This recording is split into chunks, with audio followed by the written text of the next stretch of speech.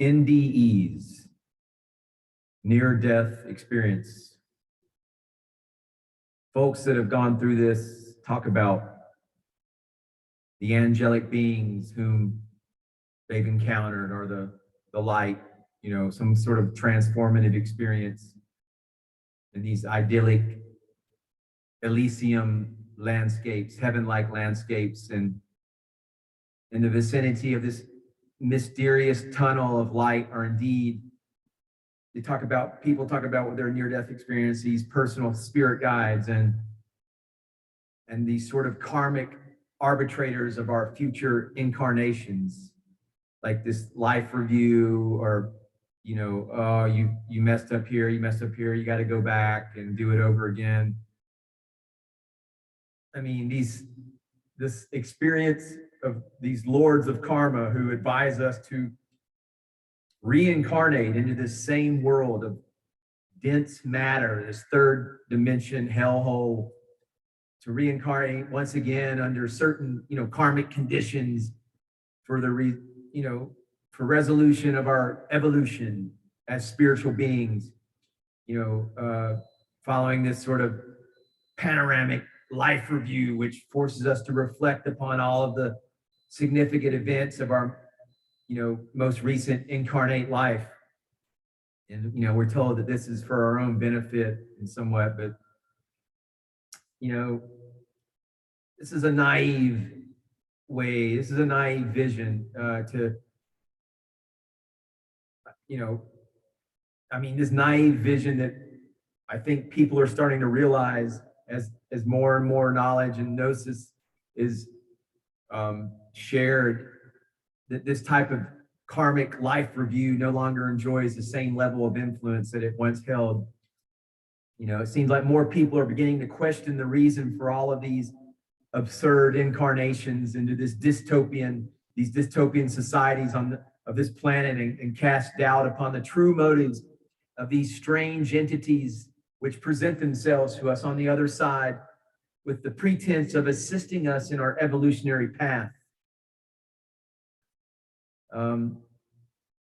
Really, the way I understand it, my gnosis, my inner gnosis, this is evidence of the archonic soul traps, okay? And this video is meant to bolster, to lend more gnosis to the true nature of the prison planet, that we are all, if you're incarnated currently, we are prisoners in a sense.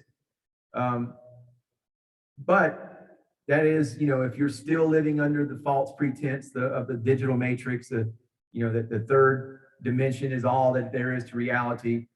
So I'm not trying to paint a bleak picture. I'm just trying to spread gnosis and give context about these archonic soul traps. And in accordance with Gnostic learning,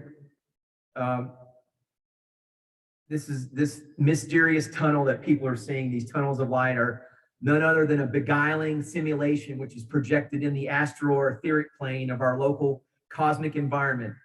And those perceived angelic or luminous beings are unmasked as malevolent archons, hostile interdimensional entities, which intercept the souls of the departed with their web of illusions and persuade them to return to the earth and agree to their karmic programs through some kind of new soul contract based on deception.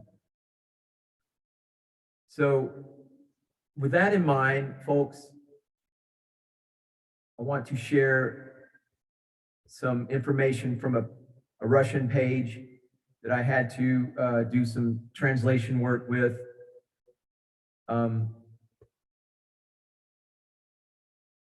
Just bear with me, folks. So here we go. This is to further kind of provide perspective, with the nature of our reality, that we find ourselves here in this planet, and in the interest of, knowledge and providing the incarcerated, all of us prisoners on this prison planet. The key to freedom is gnosis, is knowledge, to begin to orient our perspectives and release our frequencies into the higher dimensions to escape this situation that we find ourselves, doing hard time, so to speak. So here we have some information about this planet. Our mother planet Earth is called Terra by the galaxies, by our cosmic neighbors, all right? Earth is an interesting planet, and I'm reading from the text here, this page that I had to translate, do some between Russian and Swedish. I finally got it for you guys. Hope you appreciate my effort in this endeavor to spread knowledge among the prisoners. Earth is an interesting planet with a longer and more complex history than you might think. It has been the site of many civilizations before it originated in Egypt and Sumeria just a few thousand years ago. It has long been considered a slave planet and a center of dark forces in this part of the galaxy. The centering of the dark forces to Earth took place in 1996 when the Archons strengthened the stronghold here. Due in particular to the nature of the Earth, Gaia, and Homo sapiens, advanced genetics consisting of content from 21 advanced extraterrestrial races, dark forces have retreated and gathered strength on this planet when they were repulsed by the Galactic Federation of Worlds, Galactic Federation of Light, what have you, various benevolent conglomerate of ETs, our cosmic neighbors, Christed extraterrestrials, but which is undergoing major changes in connection with the military intervention taking place in the solar system of the Galactic Federation, awakening and the ascension that is taking place with great extraterrestrial interest. Many extraterrestrial races are karmically linked to Earth and have sent reincarnated envoys, starseeds, to help with the process. The storm, the liberation of Earth, and the solar system. So we have more information. The Zenetian Council traced the reason for the takeover of the Milky Way, the Nataru Antami by dark forces, ruled by negative artificial intelligence called Archons. In a now eliminated timeline, 350 years back in time to Earth, Moon, and Mars around the year 2020. The threat came from other galaxies where the darkness had reached further. The Sikar reptiles and the Maitra, as you recall, I outlined these individuals in the Draconian Empire video that I made. The Sikar reptiles, and who normally hate each other, have joined forces here to work for the dark. The Andromeda galaxy, where Mitra long gray comes from, based on Aldebaran and Orion's constellation, which galaxy the Sikar reptiles came from to the Milky Way, and the Thuban, the Alpha Draconius, is unclear. That's just kind of details oriented stuff, but that's who we've been dealing with. That's, that is part of the equation. So anyway, the storm was extremely well planned for more than 100 years of linear time. The deep state, as you recall, I've began to use this phrase. I've been familiar with it. I mean, look, I'll just go on and say it. I voted for Trump in this last election back in 2016. I did as well. So, but when I voted for Trump in 2016, it cost me my job. I was fired basically from this high-tech job that I had because it just, anyway, I don't even go into it, but that was my liberation. That was my path to go among the people, and I did, and I took advantage of it. That was my soul path. So anyway, deep state, but I'm not here to talk politics. I'm just here to talk about reality as humanity that has transcended the smoke and mirrors of bicameral politics, okay? But anyway, deep state, yes, that's a term that, Q and all that jazz, whatever. So, don't let that phrase alienate, pardon the pun, alienate anybody. I believe that we're all in this together, and we have to begin to operate from that gnosis, that we are one big human family, operating under the law of one. What is the law? The law of one. Namaste, namaskaram. So the deep state and the negatively oriented aliens behind it had entrenched themselves throughout the Earth's surface in thousands of deep underground military bases with relatively advanced technology that made them inaccessible. The entire Earth's surface was covered in a quantum mechanically based matrix. About 7 kilometers above, I've talked about the frequency fence, the 3D digital matrix that's, part of the archonic soul trap. So above and below the surface, where billions of dark entities could be located and prevented pure light from penetrating to the surface. Lots of portals and wormholes were created to bring in dark entities to Earth. Think about what's been going on in CERN, Switzerland with the Hadron Collider.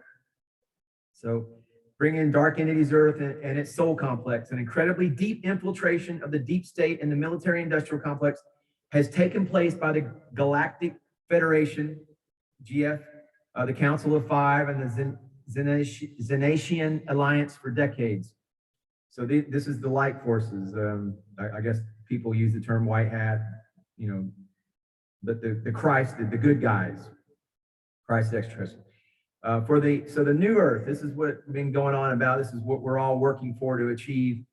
The new Earth, to be a sovereign planet without involuntarily negative extraterrestrial influence. The Earth needs an advanced defense system, such as a space fence. First time I've heard of this. This enables the Earth to remain in the 5th dimension of consciousness and the time of the Earth population to ascend to this higher level of consciousness as well. This in itself provides good protection against darker entities with a lower degree of consciousness. So I'm going to hold up there with this space fence. I'd like to have a space fence triangular kind of helmet, to kind of help me stay in my 5th dimension. I do a good job by and large, but it's constant maintenance. Don't think, this whole thing of ascension and new Earth and 3D to 4D to 5D, a lot of people are capitalizing on ignorance, but really it's simple. It's, I can't speak about some of the grander things that are going to happen. There's things that I suspect are supposed to happen. I don't know. I don't really pay too much attention to it because I can only control those things which I know that I have control over, which is my thoughts, my energy, what I'm allowing to come within my space fence, my alternate reality that I've created among my squirrel family and my blue avian bird friends, nature, these things that I can do to be a good human and working on my soul path. And, those are the things that I have control over. And those are the things, that is the reality that I wish to share. And the perspective that I wish to reinforce with people is, and then more that we are able to raise our frequencies, the faster and the quicker we do it with knowledge, that we're able to kind of get out from behind these bars. And, I have no idea really what to expect. I do know that things are still kind of going to get bumpy, whatever. I've always known that. I've prepared for that my entire life. That's just kind of part of my mission statement, I agreed to. But I count my personal ascension beginning in August 11th of 2021, where my polarization became life changing. I went from the very bottom of being at risk for a lot of things in my life, the way I was living my life, to being empowered in a sovereign divine matrix of gnosis. And prison planet, but we are definitely in a prison planet, but it can be, we can achieve release, parole, what have you. I don't know what, through what we pay attention to, what we allow to be our reality.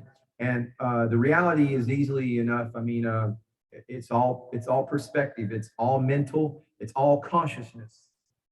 And that is easily enough achievable and controllable, and that is what we have control over.